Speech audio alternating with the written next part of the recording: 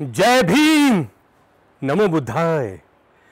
मैं Rohit Chauhan, singer, anchor, Ambedkar nation channel को शुभकामनाएं देता हूं कि अंबेडकर नेशन ने बहुजन मूल निवासी, वंचित और महिलाओं के संवैधानिक अधिकारों की आवाज उठाने का बीड़ा उठाया है। जय भीम, जय भारत, नमो बुद्धाय। स्वागत है आपको हमारे चैनल अंबेडकर नेशन में और आप लोग देख रहे हैं आवाज भारत। और मेरे साथ इस वक्त मौजूद है film director, producer, social activist Gautam Ratna. आज हम फिर से अखबारों की सुर्खियों पे बातचीत करेंगे। सबसे पहले हम बात करते हैं जो कि एक बार फिर हुआ है जातिवादी पे हमला। आप क्या कहना चाहेंगे इसके राय? सबसे पहले तो मेरा सभी देशवासियों को जय भीम, जय भारत, नमो बुद्धाय। जो आप जातिवादी हमला की बात कर रही हैं, ये बहुत ही दुखद है और कहीं ना कहीं डेली आप देखते होंगे कि डेली कोई ना कोई इस तरह के इंसिडेंट आप पेपर न्यूज में या हमारे पास जो लोग हमसे जुड़े हुए हैं वो डायरेक्टली हमारे पास में इन्फॉर्म करने लगे। इस तरह के डिटेल भेजते हैं पूरा। तो पहले तो मैं आपको इसका डिटेल बता दूं, और ये बहुत अफसोसजनक, शर्मनाक इसलिए भी ज्यादा है कि ये दिल्ली एनसीआर का मामला है, जहां पर कि ब्रॉड माइंडेड लोग हैं और एजुकेशन का स्तर भी और एरिया से, दूसरे स्टेट या दूर दराज से, गांव से, वहाँ यहाँ जो शैक्षिक स्तर है वो भी अच्छा है मैं समझता हूँ। और फाइनेंशियली भी ठीक है, क्योंकि ये नोएडा को बहन कुमारी मायावती जी के द्वारा डेवलपमेंट के बाद यहाँ पर आर्थिक स्थिति भी लगभग ठीक है। लेकिन अब सवाल इस चीज का आता है कि जब शैक्षिक और आर्थिक और सामाजिक मतलब आर्थिक और शैक्षिक स्तर ठीक हो गया है तो इस तरह की घटनाएं, इसके पीछे जो कारण है वो यही है कि सामाजिक स्तर जो है वो कहीं भी बराबरी या कहीं इम्प्रूवमेंट में नहीं आ रहा है। आज भी लोग चाहे वो कितने भी पढ़ लें लिख लें, वो जातिवादी मानसिकता से गिरफ्त आज। तो ये मैं आपको इस घटना का पूरा एक बार ब्यौरा बता देता हूँ क्या है ये। मुबारकपुर गांव, गौतम बुद्ध नगर डिस्ट्रिक्ट। मुबारकपुर सूरजपुर के नजदीक में बीती रात भारत में जातिवाद फैलाने वाले पंडित ब्राह्मण जाति के कुछ जातिवादी लोगों ने शेड्यूल कास्ट के जाटव जाति और धोखे से प्लानिंग के तहत रात में लाइट भी कटवा करके गांव की कुल्हाड़ी व अन्य हथियारों से हमला किया और लगभग 8 लोगों पर जानलेवा हमला हुआ और परिवार के घर में कमेटी की रखी हुई कुछ पैसे 85,000 रुपए भी लूट ले गए। और मास्टरमाइंड कौन है? वही जो अक्सर सबसे ज्यादा जो इस देश में जो अत्याचार करता है, ये संस्कृति, और ये जिसको संस्कृति कहा जाता है, हम बार बार संस्कृति के नाम पे इस तरह की चीजें देश में हो ही जा रही है आज भी। इसको क्रिएट किया ब्राह्मण। जिस तरह से ब्राह्मणों ने, ब्राह्मणवादी लोगों ने, मनुवादी लोगों ने, मनु ने, जिसको लोग भगवान कहते हैं, मनु हिंदू में भगवान की तरह लोग पूछते हैं, उनको भगवान माना जाता है। ये उन्होंने क्रिएशन किया कि पूरे हिंदू समाज, इस समाज को, हिंदू समाज को जातियों में बांट दिया। कोई ऊंच बना दिया, कोई नीच बना दिया, 3-4 कैटेगरी में बांट दिया। तो ये जो ऊपर वाले कैटेगरी में जो ठाकुर समाज आता है, उन्होंने ये जो शूद्र समाज, जिसको जाकर आज के डेट में कहते हैं, अकॉर्डिंग टू संविधान में जो शब्द दिया गया है वो शेड्यूल कास्ट वर्ड है, अनुसूचित जाति। मतलब एक कैटेगरी बना दी गई कि भाई ये लोग वीकर सेक्शन है और सामाजिक शोषण हुआ है इनका। तो ये टेक्निकल जो संवैधानिक शब्द है। तो आप देखिए कि पूरा गांव के लाइट तक कटवा करके, यानी कि कहीं ना कहीं जो सरकार में बैठे लोग हैं या किसी भी प्रशासन में बैठे लोग हैं, उनकी भी मानसिकता जातिवादी है। क्योंकि पूरे लाइट की गांव कटवा करके अंधेरे में क्यों हुआ, दिन में? तो इसका मतलब है कि कहीं ना कहीं प्रशासन के लोग मिले हुए हैं। जिस तरह से इसमें दिया है कि जो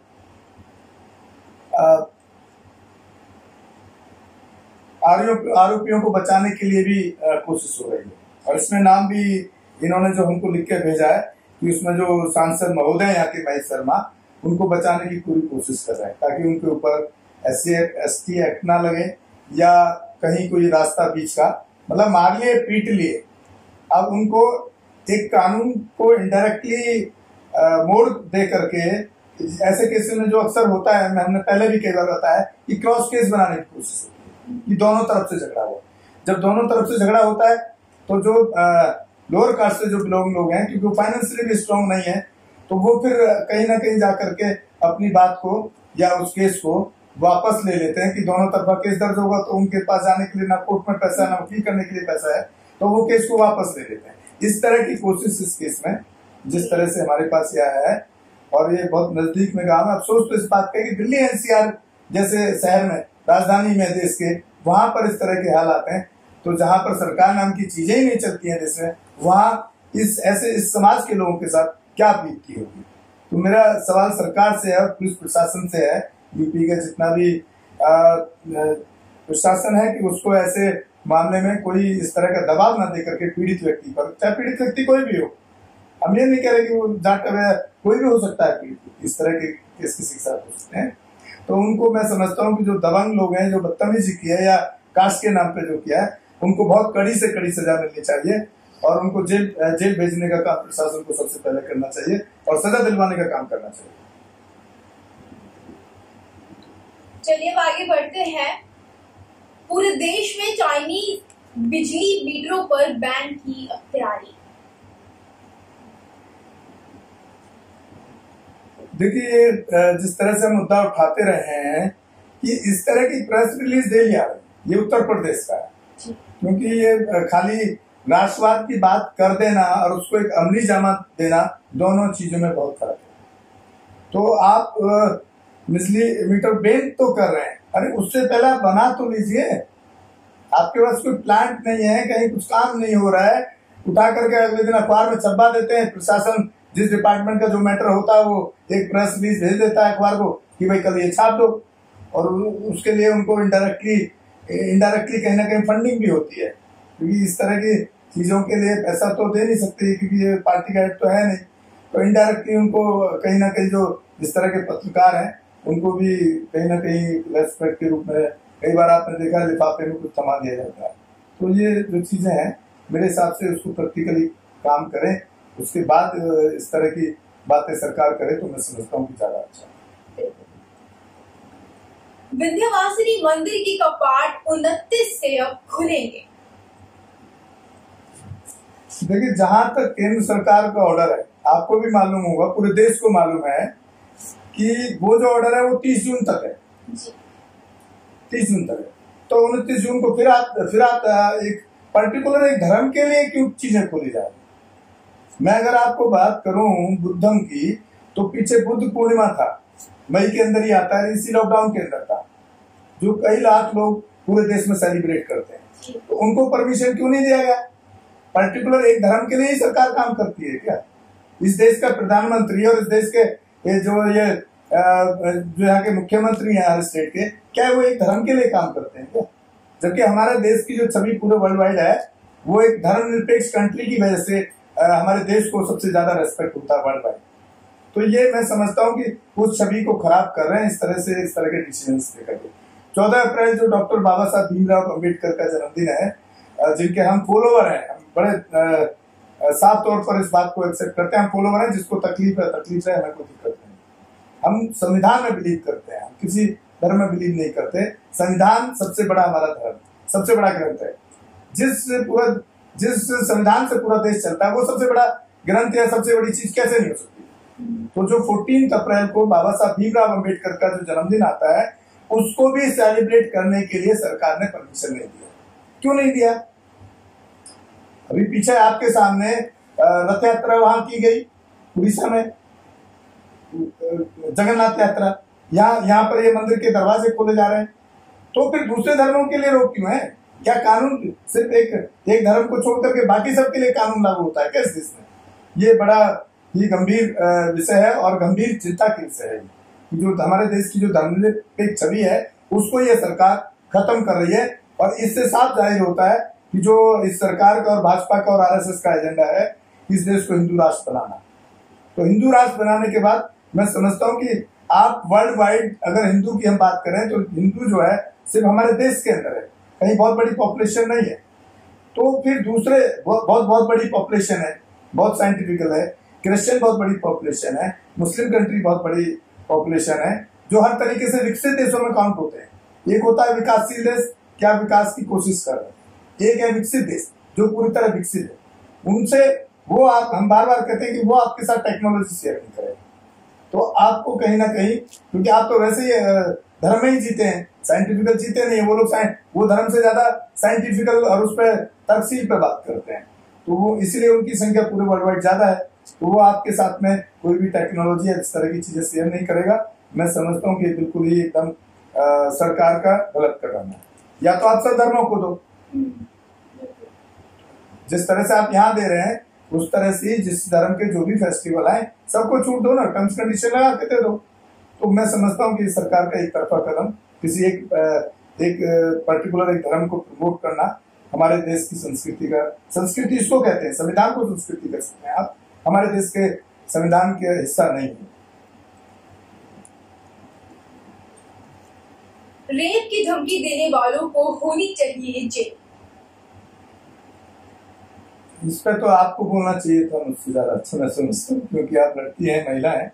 ये देखिए, कोई इतना देश के अंदर इतना बुरा हाल हो गया है ये मनुवाद की संस्कृति को डेवलप करने के लिए, जिस मनुवाद में मनुस्मृति में फीमेल्स को गुलाम माना गया, औरतों को, तो कि अगर वो कोई अपनी बात किसी वेब सीरीज के थ्रू अगर कह रहा है, किसी आवाज को उठा रहा है जो कि गलत चीजें चल रहा है, तो उसको ट्रोल करते हैं लोग, जो उस मानसिकता के लोग, मनुस्मृति मानसिकता के लोग, जो औरत को कुछ समझते ही नहीं, महिला को कुछ समझते नहीं।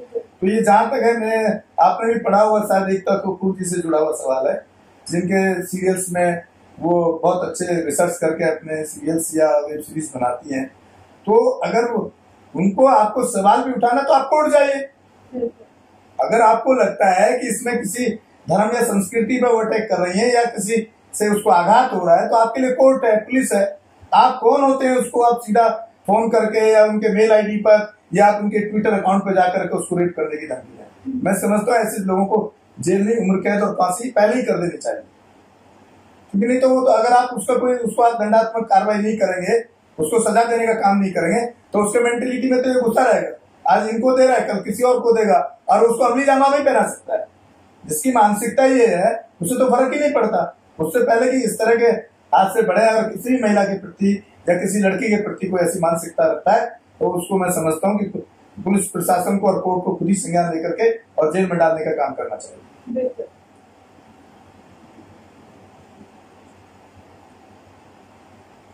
घरौली मुसीबत बन गए, गलियों में घूम रहे पशु। देखिए, ये आप इस फोटो में देख रहे होंगे, इसमें सबसे ज्यादा जो घूम रही है वो गाय है। इसके पीछे क्या कारण है?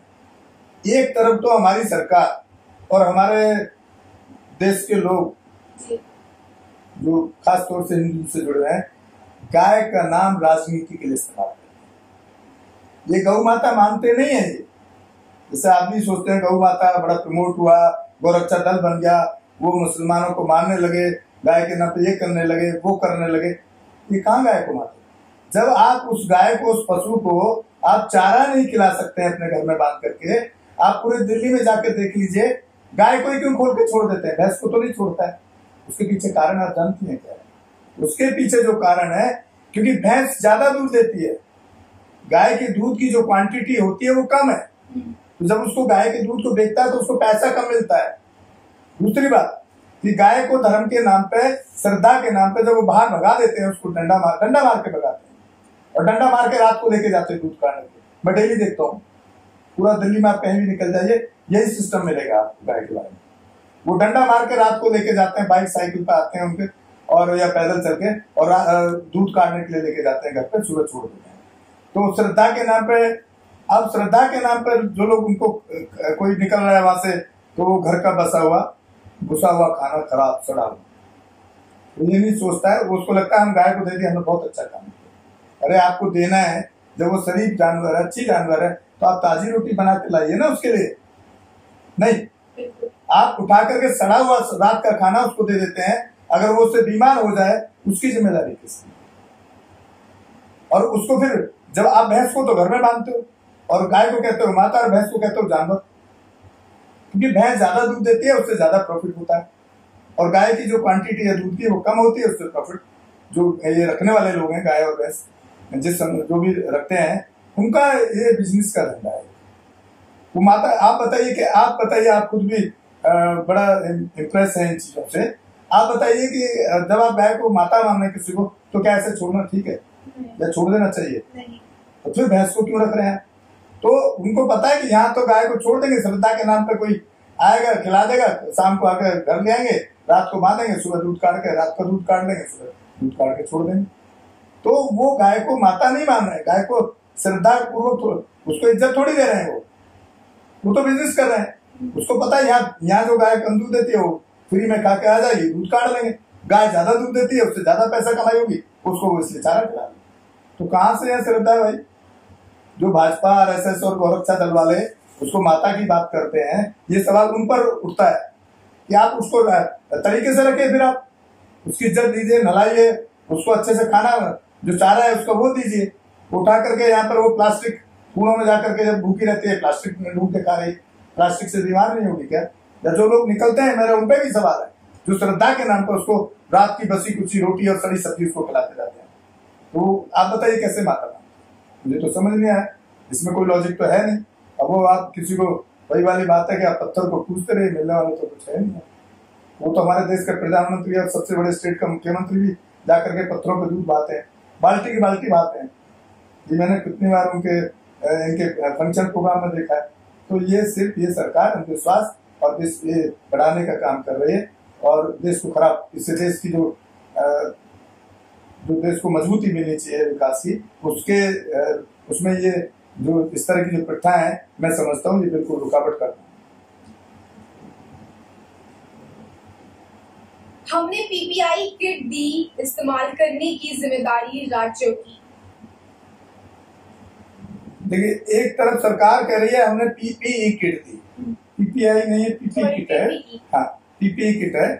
तो 35 और एक तरफ दूसरा साथ में इसी के साथ एक न्यूज है, 35 दिन से भर्ती आखिरी 5 रिपोर्ट नेगेटिव में, और ये केंद्र का हॉस्पिटल है, आरएमएल हॉस्पिटल, ये केंद्र सरकार का है। एक तरफ तो केंद्र सरकार, ये तो अच्छा है अखबार वाले ने दोनों चीज छाप दी एक साथ। नहीं तो आप तो सोचते कि केंद्र सरकार, तो हम तो सोचते हैं, पब्लिक हमारा व्यूअर्स भी सोचता है कि भाई सरकार तो बहुत अच्छा काम कर रही है, ये तो जो राज्य सरकार है केंद्र सरकार को बदनाम कर रही है। खुद ही जवाब यहाँ पे मिल रहा है। ये आपके केंद्र के हॉस्पिटल में आप एक टेस्ट का अभी तक रिपोर्ट हमने कल भी दिया था, कल भी बताया था कि आप रिपोर्ट उसकी ना नेगेटिव दे रहे हैं ना पॉजिटिव दे रहे हैं। इसके मतलब आपको साधन नहीं है क्या? आप जो किट आप लेकर आए टेस्ट के लिए वो ठीक नहीं है, तो हाउ कैन आई ट्रस्ट की आपने केंद्र ने सबको पीपीई किट दिया बांटने दी? अरे वो क्या अपने घर में रखेंगे क्या? वो राज्य सरकार वाले लोगों की जान बचाने के लिए वो भी काम कर रहे हैं ना, उनको भी तो लोगों की जान से प्यार होगा। या सिर्फ केंद्र की सरकार को लोगों की जान से प्यार है, राज्य सरकारों को नहीं है? उनको इलेक्शन नहीं लड़ना है कि आगे की अगर लोग मरेंगे तो हमारे नेगेटिविटी फैलेगा। तो मैं समझता हूँ ये बयान खाली पॉलिटिकल स्टेटमेंट होते हैं कि लोगों के बीच में एक मैसेज आए कि सरकार बहुत अच्छा काम। जब योजना का फायदा पाने वाले से पूछा कि पीएम ने तो मुझे क्या दोगे? देखिए वैशाली जी, जहां तक मैं जितने टाइम से इस इलेक्ट्रॉनिक मीडिया में हूँ, मैंने बहुत सारे लाइव शो शूट किए हैं। तो ये इस तरह का जो होता है ना प्रोग्राम, ये सब फिक्सिंग होता है। ये ऐसा नहीं है कि आप घर में बैठे हैं, आम आदमी आपको कॉल आ जाए। ये सब जितना भी इस तरह का जो ये मोदी मीडिया जो छापता है और चलाता है, सब फिक्सिंग होता है। तो पहले तो मेरा सवाल इसी पर है कि ये फिक्सिंग नहीं होना चाहिए, तब तो आपको उस आदमी का दर्द पता लगेगा। और जहां तक योजना का फायदा पाने वाले से पूछा, अरे फायदा एक को मिल गया, आप उसको तो लाइन पे ले आए, बाकी जो देश के करोड़ों लोग, कई करोड़ों उनसे पूछते हो आप कभी कि उनको फायदा पहुंच रहा है? ये आपने फिक्स कर दिया, स्टेट गवर्नमेंट से फिक्स करा दिया कि हमारी कॉल जाएगी पीएम हाउस से, प्रधानमंत्री मोदी जी उस पर बात करेंगे, और उसके बाद में उसने उसको बड़ा खुश होते दिखा दिया, और मोदी जी प्रधानमंत्री जी भी बड़े खुश होते दिखे कि भाई हमारी योजनाओं का लाभ हो रहा है। आप प्रैक्टिकल ग्राउंड पे जाकर देखिए किस योजना का लाभ कितने लोगों को मिल रहा है। हमारे को तो नहीं दिखता कहीं भी आप चले जाइए। आपने खुद देखा पीछे 500 रुपए के लिए वो 35-40 महिलाओं को जेल में डाल दिया। तो यही योजनाओं का लाभ है और क्या है। ये सिर्फ अपना जो मैं आपको बोल रहा हूँ कि गोदी मीडिया का काम है, वो मीडिया इतने प्रेशर में है कि सरकार जो कहती है वही आपको करना, वही चाहना, वही मैं जहाँ तक समझता हूँ। बाकी ग्राउंड पे ये कहीं भी किसी बेरोजगारी की बात नहीं हो रही है, ना काम हो रहा है। बिल्कुल एकदम देश की सच्चाई। नेहरू प्लेस में 20% तक महंगे हुए इलेक्ट्रॉनिक आइटम, कुछ चीजें एमआरपी से भी ज्यादा महंगी। देखिए, जो हम चाइना की बात उठा रहे थे, अब आपको असर दिखने लगा ना। हम पहले ही कह रहे थे कि भाई जब तक आप उस पर प्लान नहीं करोगे, आप उसकी मैन्युफैक्चरिंग के लिए प्लांट नहीं तैयार करोगे, तब तक ये कह देना खाली कि चाइना से आप बिजनेस खत्म कर दो, उनका सामान खरीदना बंद कर दो। अब आप बताइए कि आपने आदत तो डाल दिया आपको मोबाइल की, लैपटॉप की, और वो सारा चाइना से आपका 80% 90% चाइना से आता है। जैसे ही अभी तो खबर फैली है, सरकार ने लागू तो नहीं किया ना। ये तो जो पॉलिटिकल लीडर हैं वो हीरो बनने के लिए, अपने आप को एस्टेब्लिश करने के लिए ये बात कर रहे हैं। जिस दिन सरकार अगर ये कर देगी कि आप चाइना का सामान जो खरीदेगा, करिए ना, जेल हो जाएगी। आप जेल करिए, मैं समझता हूँ जेल करिए ना। तो उसी से आप देख रहे हैं कि 20% महंगा हो गया और एमआरपी के ऊपर भी वहां पर बेचा जा रहा है। तो मैं समझता हूँ कि जो प्रैक्टिकल सच्चाई है उस पर कहीं ना कहीं सरकार को काम करने की जरूरत है। वो ये नहीं है कि आप उठा करके 4 भाजपा के नेता इकट्ठे हुए, नाम नहीं लेना चाहता हूँ किसी नेता का या किसी भी पार्टी के इकट्ठे हुए, और चाइना का वहां सामान खरीदने लगे। उससे क्या होगा आप देख लीजिए, रिजल्ट आपके सामने। हम जो बात पहले कह रहे थे वही, जो चीजें हम दिमाग सोच के जवाब देते हैं वही चीजें सामने आ जाती हैं आपके। तो मैं समझता हूँ कि ये ठीक नहीं। इस पर सरकार को पूरा प्रॉपर्ली काम करना चाहिए, पहले प्लानिंग करना चाहिए, उन चीजों को अपने आप में मैन्युफैक्चरिंग के लिए प्लांट सब तैयारी करके, तब इस तरह का कोई, मैं समझता हूँ कि कुछ सक्सेस हो सकता है चाइना के खिलाफ। नहीं तो कोई कुछ नहीं है, थोड़े दिन ये गर्मा गर्मी होगा, उसके बाद सब शांत हो जाएगा। पीछे भी हुआ था, काफी टाइम पहले भी हुआ था कि चाइना के सामान को आग लगा रहे थे, तो वही खरीदने मजबूरी में करेंगे क्या। तो मैं समझता हूँ कि सरकार का जो काम है ये ठीक नहीं है, इस पर सरकार को ठीक से सोचना चाहिए। बहुत शुक्रिया हमारे साथ जुड़ने के लिए, बातचीत करने के लिए। तो फिलहाल इस शो में इतना ही। आज का शो आपको कैसा लगा हमें कमेंट बॉक्स में कमेंट करके जरूर बताएं। और अगर आपके मन में भी कोई सवाल है तो वो भी आप हमसे पूछ सकते हैं। और हमारा channel like, subscribe and share करना बिल्कुल भी ना भूलें, ताकि हम बाबा साहेब अम्बेडकर जी के विचारों को देश विदेश तक जरूर पहुंचा सकें। धन्यवाद। जय भीम, जय भारत, नमो बुद्धाय। अम्बेडकर नेशन चैनल आर्थिक समस्या से गुजर रहा है। अगर आप बहुजन समाज में बाबा साहेब अम्बेडकर और तथागत बुद्ध की विचारधारा को अधिक से अधिक लोगों तक पहुंचाना चाहते हैं तो हमें आर्थिक सहयोग प्रदान करें, ताकि हम अपने चैनल के माध्यम से देश विदेश में समता, बंधुता, एकता और संवैधानिक अधिकारों को ज्यादा से ज्यादा लोगों तक पहुंचा सकें। अम्बेडकर नेशन चैनल जो YouTube पर भी प्रसारित होता है, प्रस्तुतकर्ता गौतम रत्न। आप अपनी सहायता राशि नीचे लिखे खाते में जमा करा सकते हैं। खाता धारक गौतम रत्न, खाता संख्या 316957686551, IFSC कोड SBIN 0060336, बैंक भारतीय स्टेट बैंक। आप हमारे बैंक खाते का विवरण स्क्रीन पर भी देख सकते हैं।